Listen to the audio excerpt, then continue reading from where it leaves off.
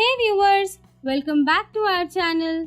In this video, we are going to learn about how to change mouse pointer size in Windows 11. Right click on Windows Start button. Click on Settings. Click on Accessibility present at the left side of the screen. Click on Mouse pointer and touch. In front of size, drag the pointer to right.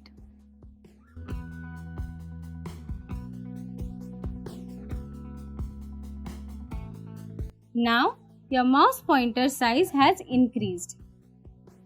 Thank you for watching this video. Hope you like the video.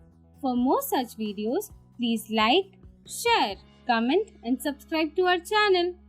Kindly click the bell icon to get notification of the latest videos.